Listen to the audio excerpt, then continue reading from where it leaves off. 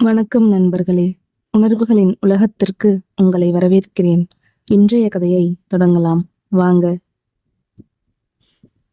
ராட்சசனின் ரோஜா கதையின் 2வது அத்தியாயம். விக்ரமின் பார்வை இன்னும் கணினி திரையில் நிலைத்திருந்தது. ரிசப்ஷனில் அமைதியாக அமர்ந்திருந்த மித்ரவிந்தாவை பார்த்து கொண்டே இருந்தான். அவளை பார்த்த அந்த நொடியில் அவனுக்குள் ஏதோ ஒரு வித்தியாசமான உணர்வு பரவியது. இவ எதுக்காக என்ன பார்க்க வந்திருக்கா என்று தனக்குள் கேட்டுக்கொண்டான். அருகில் நின்றிருந்த அர்ஜுன் விக்ரமின் முகமாற்றத்தை கவனித்துவிட்டு திரையை நோக்கி பார்த்தான். அடுத்த நொடி அவனுக்கு விஷயம் புரிந்துவிட்டது. விக்ரமை பார்த்து ஒரு நையாண்டி சிரிப்பை உதிர்த்தவன், அடப்பாவி, காலையில ரோட்ல பார்த்த தேவதை இங்கு வந்துட்டாளா என்று கிண்டலாக கேட்டான்.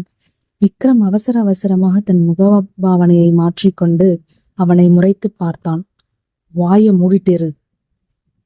மூட முடியாது. அப்ப காலையில உன்னை கவுத்த உன் ஆளு இப்பதானா மச்சான்? பேரை கேட்ட உடனே முகத்துல எக்ஸ்பிரஷன் மாறுதே என்று கண்ணாலேயே ஜாதகம் பார்த்து கிண்டல் செய்தான். பெண்கள் என்றாலே ஒவ்வாமை கொண்ட விக்ரமுக்கு அர்ஜுன் அவளை ஊ ஆளு என்று சொன்னதும் நரம்புகள் புடைத்தன. முகம் கோவத்தில் சிவக்க, ஷட்டப் அர்ஜுன், கண்டபடி உளராத. அவ யாருன்னு எனக்கு தெரியாது. காலையில தற்செயலா கார் முன்னாடி வந்தான், அவ்வளோதான். அதுக்காக அவளை போய் உன் ஆளு ஏன் ஆளுன்னு லூசு மாதிரி பேசாத. எனக்கு இதெல்லாம் பிடிக்காதுன்னு உனக்கு நல்லாவே தெரியும் என்று கடிந்து கொண்டான். அர்ஜுன் அசரவில்லை. விக்ரமின் தோளில் கை போட்டு, டே விக்ரம், நீ வேணா உன்னை இரும்பு மனுஷன்னு உலகத்துக்கு காட்டிக்கலாம். ஆனா உன் கொன்னு பொய் சொல்லுதுடா. காலையில இருந்து நீ ஏன் டென்ஷனா இருந்த, ஏன் என் மேல கத்துனன்னு இப்பதான் எனக்கு புரியுது. அந்த பொண்ணோட முகம் உன் மண்டைக்குள்ள ஓடிட்டே இருந்திருக்கு. இப்போ அவளே நேர்ல வந்து நிக்கிறா. இது தற்செயல்னு சொன்னா என் அறிவு ஒத்துக்காது மச்சான் என்று மேலும் வம்புக்கு இழுத்தான். அர்ஜுன், லிமிட்டை தாண்டி பேசாத. ஆபீஸ் நேரத்துல எனக்கு இந்த வெட்டி பேச்சு பிடிக்காது என்று விக்ரம் தன் குரலை இன்னும் கொஞ்சம் உயர்த்தினான். விக்ரமின் கோபம் எல்லை மீறுவதை புரிந்து கொண்ட அர்ஜுன் தன் சிரிப்பை சற்றே அடக்கி கொண்டு, சரி சரி, கோவப்படாத. முதல்ல அவ எதுக்காக வந்திருக்கான்னு கேளு. அப்பாயின்மெண்ட் இல்லாம, அதுவும் வரதராஜன் குளோபல் கம்பெனியோட சிஇஓவை பார்க்க ஒரு பொண்ணு தைரியமா வந்திருக்கான்னா அதுக்கு பின்னாடி ஏதோ ஒரு பலமான காரணம் இருக்கும். அவ கையில இருக்கிற ஃபைல பார்த்தா ஏதோ வேலை விஷயமாவோ இல்ல பிசினஸ் விஷயமாவோ வந்திருக்க போறா. உள்ள கூப்பிட்டு பேசு, உண்மை என்னன்னு தெரிஞ்சிட போகுது என்றான் நிதானமாக. விக்ரம் சில நொடிகள் அமைதியாக இருந்தான். அவனது உள்மனதில் அர்ஜுன் சொன்னது சரியென்றே பட்டது. யார் இவள்? இவளது வருகை தனக்குள் ஏன் இந்த விபரீதமான தவிப்பை உண்டாக்குகிறது? இதற்கெல்லாம் விடை தெரிய வேண்டும் என்றால் அவளை உள்ளே வரவழைப்பதுதான் ஒரே வழி. பெண்களை கண்டாலே விலகி ஓடும் தன் கொள்கையை இந்த ஒரு முறை தளர்த்தி கொள்வதாக தனக்குத்தானே சமாதானம் கூறிக்கொண்டான். பிறகு மேசையில் இருந்த இன்டர்காமை எடுத்தான். அவங்கள உள்ள அனுப்புங்க. மறுமுனையில் ரிசப்ஷனிஸ்ட் பெண் எஸ் சார் என்றாள். இன்டர்காமை வைத்த விக்ரம் தன் ட்ரெஸ்ஸை லேசாக சரி செய்து கொண்டு நாற்காலியில் நிமிர்ந்து அமர்ந்தான். அவனது முகம் மீண்டும் பழையபடி எந்த உணர்ச்சியையும் காட்டாத இரும்பு மனித கோட்டையாக மாறத் தொடங்கியது. ஆனால் அவனது இதயம் மட்டும் அவனது கட்டுப்பாட்டை மீறி வேகமாக துடித்து கொண்டிருந்தது. கதவு திறக்கப்படும் அந்த நொடிக்காக அவனது கண்கள் நிலை குத்தி நின்றன. சில நொடிகளில் கதவு மென்மையாக தட்டப்பட்டது. விக்ரம் தன் குரலை செருமிக் கொண்டு, கமன் என்றான். அவனது குரல் வழக்கம் போலவே அதிகார தொனியில் கம்பீரமாக ஒலித்தது. கதவு மெல்ல திறந்தது. கையில் கோப்பை நெஞ்சோடு சேர்த்து இறுக்கமாக பிடித்தபடி உள்ளே வந்தாள் மித்ரவிந்தா. காலை விடியலில் அந்த பனிமூட்டமான சாலையில் பார்த்த அதே முகம், காற்றில் அலைப்பாய்ந்த அதே கூந்தல், அதே உயிர்ப்பான கண்கள், அதே பதற்றம், எல்லாமே அப்படியே இருந்தது. அவள் உள்ளே நுழைந்த அந்த நொடியில் அந்த பெரிய ஏசி அறையின் குளுமையையும் மீறி விக்ரமின் நரம்புகளில் ஒரு புதிய வெப்பம் பரவுவது போலிருந்தது. அவளை பார்த்த அந்த கணமே அவளை தன் கைகளுக்குள் சிறைபிடித்து நெஞ்சோடு இறுக்கி அணைத்துக் கொள்ள வேண்டும் என்ற தவிப்பு விக்ரமிற்குள் அலைமோதியது. அவளது இதழ்களில் தன் காதலை முத்திரையிட்டு அவளை எப்போதும் தன் அருகிலேயே, தன் கண்ணிமையின் தூரத்திலேயே வைத்திருக்க வேண்டும் என்ற ஒரு தீராத பேராசை அவன் மனதை ஆக்கிரமித்தது. காலையில் பார்த்ததற்கும் இப்போது பார்ப்பதற்கும் அவளிடம் ஒரு பெரிய வித்தியாசம் தெரிந்தது. காலையில் பயத்திலும் அதிர்ச்சியிலும் உறைந்து போயிருந்த அவளது முகத்தில் இப்போது ஒரு தீர்க்கமான தைரியமும் தன் இலக்கை அடைந்தே தீர வேண்டும் என்ற ஒரு பிடிவாதமும் அப்பட்டமாக தெரிந்தது. அவளது அந்த தைரியம் விக்ரமின் கவனத்தை இன்னும் அதிகமாக ஈர்த்தது. அந்த பிரம்மாண்டமான அறையின் நடுவே சொகுசு நாற்காலியில் ராஜ கம்பீரத்தோடு அமர்ந்திருந்த விக்ரமை பார்த்ததும் மித்ரவிந்தா காலடி எடுத்து வைக்க தயங்கி அப்படியே லேசாக அதிர்ந்து போய் நின்றாள். அவளது கண்கள் அதிர்ச்சியில் விரிந்தன.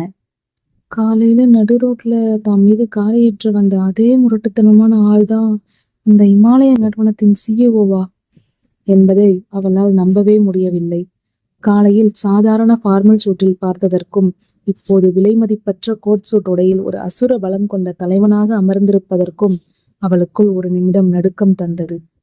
இருப்பினும் தன் அண்ணனுக்காக வந்திருக்கிறோம் என்ற எண்ணம் அவளுக்குள் மீண்டும் தைரியத்தை வரவழைத்தது. அவள் விக்ரமை நேராக பார்த்து தன் குரலை தட்டு தடுமாறி மீட்டெடுத்து, நீங்களா கம்பெனி சிஇஓ என்று மிகவும் மெதுவாக ஆச்சரியமும் தயக்கமும் கலந்த குரலில் கேட்டாள். விக்ரம் அவளது அதிர்ச்சியை தன் கூர்மையான கண்களால் ரசித்துக் கொண்டே முகத்தில் எந்த உணர்ச்சியையும் காட்டாமல் நாற்காலியில் இன்னும் கொஞ்சம் நிமிர்ந்து அமர்ந்தான். அவளது குரலில் இருந்த அந்த மென்மை அவனது காதுகளுக்குள் ஏதோ ஒரு விசித்திரமான இசையை மீட்டுவது போலிருந்தது. ஆனால் தன் அசுரத்தனமான ஈகோவை அவன் தளர்த்தி கொள்ளவில்லை. அவளை மேலும் பதற்றமடைய செய்யும் வகையில் தன் பார்வையை இன்னும் தீவிரமாக்கினான். அவளுக்கு அருகில் நின்றிருந்த அர்ஜுனோ விக்ரமின் முகத்தையும் மித்ராவின் முகத்தையும் மாறி மாறி பார்த்துவிட்டு, ஆஹா, சீன் செம்மையா போகுதே என்று மனதிற்குள் நினைத்தபடி விக்ரமுக்கு தெரியாமல் தன் நையாண்டி சிரிப்பை மறைத்து கொண்டு கைகளை கட்டிக்கொண்டு வேடிக்கை பார்க்க தொடங்கினான். விக்ரம் நாற்காலியில் பின்னோக்கி சாய்ந்து தன் வழக்கமான இரும்பு மனித தோரணையை வரவழைத்துக் கொண்டு, ஆமா, நான் தான் விக்ரம் வரதராஜன். நீங்க எதுக்காக என்ன பார்க்க வந்தீங்க? எனக்கு நிறைய வேலை இருக்கு, சீக்கிரம் சொல்லுங்க என்று அதிகார குரலில் கடுகடுப்போடு கேட்டான். மித்ரவந்தா கையில் இருந்த கோப்பை மேசை மீது வைத்தாள். சார், என் பேரு மித்ரவிந்தா. இந்த கம்பெனியோட அக்கவுண்ட்ஸ் டிபார்ட்மெண்ட்ல வேலை பார்த்த ராகவனோட தங்கை. ராகவன் என்ற பெயரை கேட்டதும் விக்ரமின் முகம் அப்படியே அசுரத்தனமாக மாறியது. ராகவனா? கம்பெனியோட ரகசிய தகவல்களையும் பல கோடி ரூபாய் பணத்தையும் திருடிட்டு இப்போ ஜெயில இருக்கானே, அந்த ராகவனா? இந்த கேஸ் முடிஞ்சு அவன் ஜெயிலுக்கு போய் 2 மாசம் ஆகுது. இப்போ எதுக்கு இங்க வந்திருக்கீங்க? சட்டப்படி அவனுக்கு தண்டனை கிடைச்சிருக்கு என்று வெட்டொன்று துண்டு 2ஆக பேசினான் விக்ரம். இல்ல சார், என் அண்ணன் தப்பு பண்ணல என்று மித்ராவின் குரல் அரை முழுக்க அழுத்தமாக ஒலித்தது. அவளது கண்களில் கண்ணீர் துளிர்த்தாலும் குரலில் ஒரு நேர்மை இருந்தது. என் அண்ணன் ரொம்ப நல்லவரு. ஒரு சாதாரண நடுத்தர குடும்பத்துக்காக உழைக்கிறவரு. அவருக்கும் இந்த மோசடிக்கும் எந்த சம்பந்தமும் இல்லை.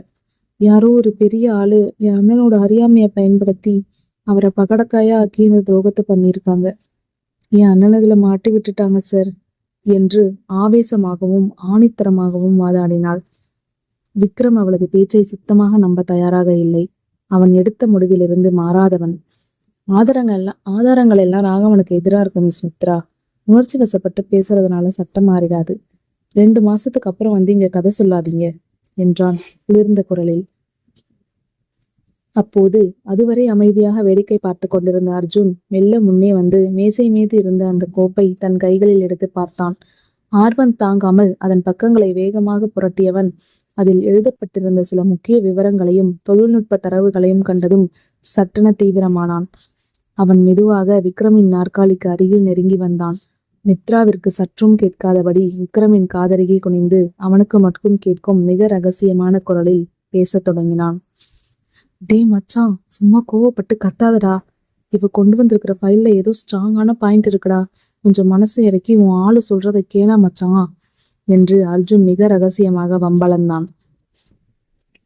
அர்ஜுன் அப்படி தன் காதலியே வந்து ரகசிய குரலில் பேசியதும் மித்ராவை மீண்டும் ஓ ஆளு என்று வம்புக்கு இழுத்ததும் விக்ரமின் பொறுமையை முற்றிலும் சோதித்தது. பெண்கள் என்றாலே ஒவ்வாமை கொண்ட அவனுக்கு தன் நெருங்கிய நண்பனை இப்படி பேசுவது எரிச்சலை மூட்டியது.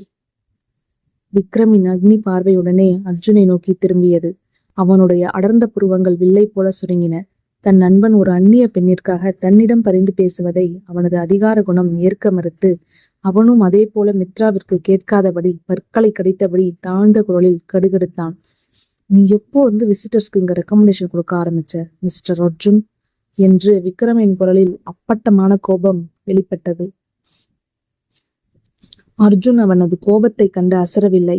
அவனும் தன் குரலில் ஸ்தாயியை குறைத்து, இது ரெக்கமெண்டேஷன் இல்லடா விக்ரம் என்று இழுத்தான். அப்புறம் என்ன என்று விக்ரம் தன் இருக்கையை விட்டு லேசாக முன்னே சாய்ந்தான். நான் அவங்க நிலைமையை பார்த்து சொல்றேன். ஒரு சாதாரண பொண்ணு, எந்த பின்னணியும் இல்லாம இந்த 40 மாடி கார்ப்பரேட் ஆஃபீஸ்குள்ள நுழைஞ்சி சிஇஓ முன்னாடி நின்று தான் அண்ணன் நிரபராதி அப்படின்னு இவ்வளோ தைரியமா வாதாடுறானா, அதுக்கு பின்னாடி ஏதோ ஒரு நியாயம் இருக்கும்னு தோணுது. அதான் சொல்றேன், அவளுக்கு ஒரு வாய்ப்பு கொடுத்து பேச விடு. அவ கொண்டு வந்திருக்கிற ஆதாரங்களை ஒரு தடவை கேட்டா நம்ம குறைஞ்சிட்டு போயிட மாட்டோம் என்று அர்ஜுன் இம்முறை மித்ராவிற்கும் கேட்கும்படியாக நிதானமாகவும் சற்றே ஆதரவாகவும் பேசினான். மித்ரா உடனே அர்ஜுனை பார்த்தாள். அந்த இக்கட்டான அவநம்பிக்கை நிறைந்த நேரத்தில் அவளுக்கு அவன் ஒரு அந்நியனாக தெரியவில்லை.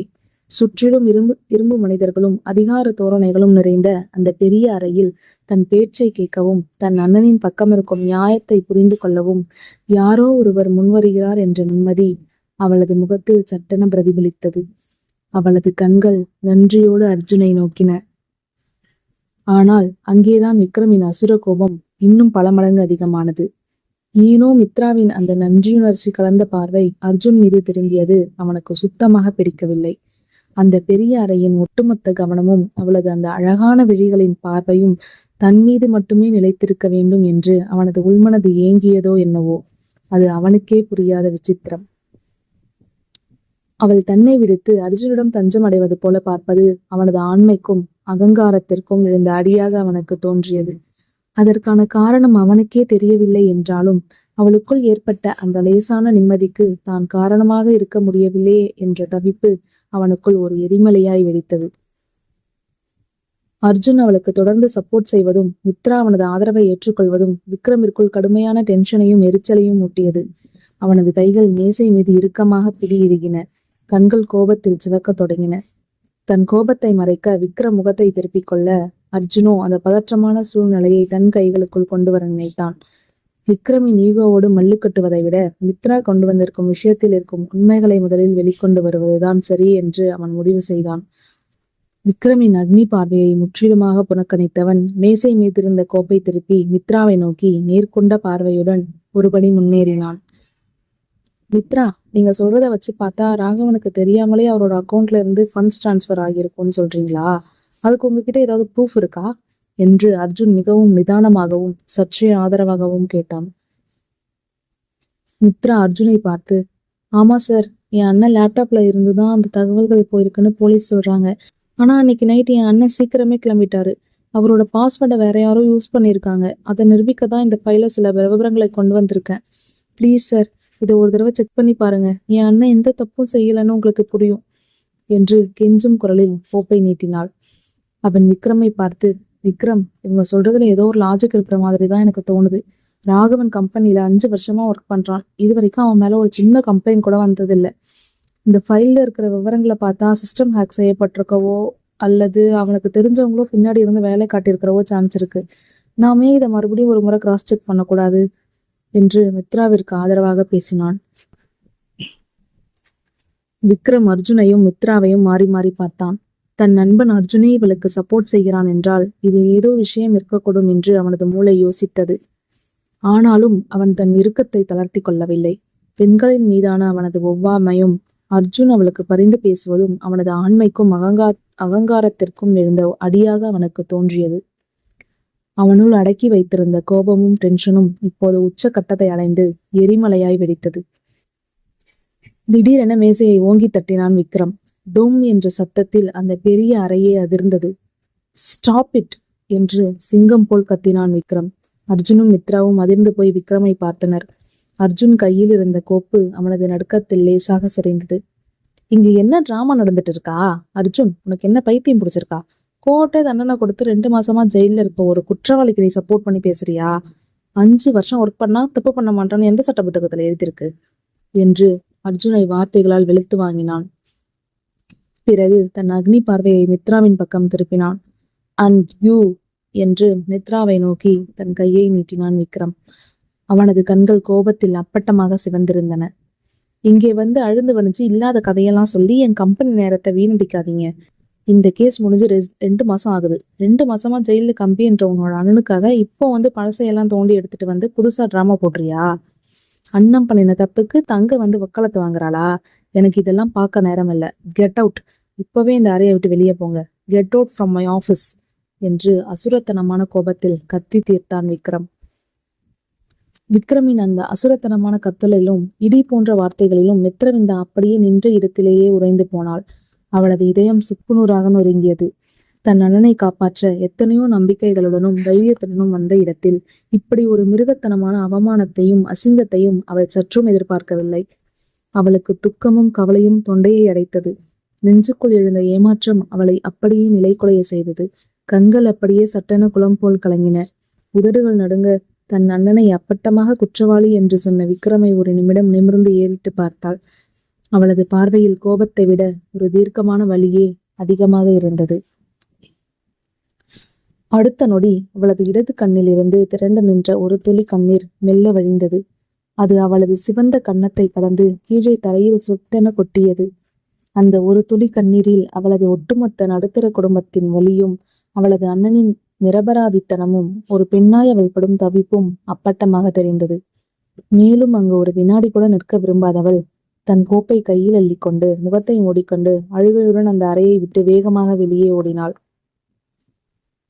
அவள் வெளியேறிய பின் அந்த பெரிய அறையில் ஒரு மயான அமைதி நிலவியது. ஏசியின் குளுமையான சத்தம் மட்டுமே அங்கே கேட்டுக்கொண்டிருந்தது. அர்ஜுன் விக்ரமை ஒரு ஆழமான தீர்க்கமான பார்வையோடு பார்த்தான். தன் நண்பனின் இந்த முரட்டுத்தனம் அவனுக்கு பழகியது என்றாலும் இப்போது அவனிடம் பேசுவது வீண் என்பதை உணர்ந்து எதுவும் பேசாமல் அமைதியாக தன் இருக்கையில் அமர்ந்தான். ஆனால் விக்ரம் அவன் அப்படியே சிலையாக உறைந்து நின்றிருந்தான். இதுவரை அவனது வாழ்க்கையில் எத்தனையோ பெண்களை பார்த்திருக்கிறான். எத்தனையோ அழுகைகளையும் ஏமாற்றங்களையும் கடந்திருக்கிறான். யாரோட கண்ணீருக்கும் எந்த உணர்வுக்கும் அன்பு காதல் என்ற வார்த்தைகளுக்கும் துளியும் இறங்காத இரும்பு மனிதனவன். பெண்களை கண்டாலே அலர்ஜி என்று ஒதுங்கி வாழ்பவன். ஆனால் இப்போது என்ன நடந்தது என்றே அவனுக்கு புரியவில்லை. மித்ராவின் கண்ணிலிருந்து விழுந்து தரையை தொட்ட அந்த ஒரு துளி கண்ணீர் விக்ரமின் மனதிற்குள் ஏதோ ஒரு விவரிக்க முடியாத ரசாயன மாற்றத்தை, ஒரு பெரிய புயலை ஏற்படுத்தியிருந்தது. அவனது அசைக்க முடியாத கோபக்கோட்டையை, அவனது ஈகோவை அந்த ஒற்றை நீர்த்துளி அடியோடு உலுக்கியிருந்தது. அவனது நெஞ்சுக்குள் ஒரு இனம் புரியாத வலியும் பாரமும் சற்றென்று தோன்றி அவனை வதைத்தது. அவள் கீழே சிந்திய அந்த ஒற்றை கண்ணீர் துளி விக்ரமின் இரும்பு இதயத்தில் ஒரு பெரிய விரிசலை ஏற்படுத்தியிருந்தது. காலையில் விக்ரமிடம் பேச அவன் அப்பா வரதராஜன் நினைத்த அந்த முக்கியமான விஷயம் என்ன? மித்ராவின் வருகைக்கும் வரதராஜன் பேச நினைத்த விஷயத்திற்கும் ஏதாவது தொடர்பு இருக்குமா? மித்ராவின் கண்ணீருக்கு பிறகு விக்ரம் மீண்டும் அந்த கேஸ் ஃபைலை எடுத்து பார்ப்பானா? உண்மையான குற்றவாளியை கண்டுபிடிப்பானா? அடுத்த அத்தியாயத்தில். உங்க யூகங்களை கமெண்ட்ல சொல்ல மறக்காதீங்க. இந்த ஸ்டோரியோட கண்டினியூஷனை தெரிஞ்சுக்க நம்ம சேனலை சப்ஸ்கிரைப் பண்ணிக்கோங்க. நன்றி.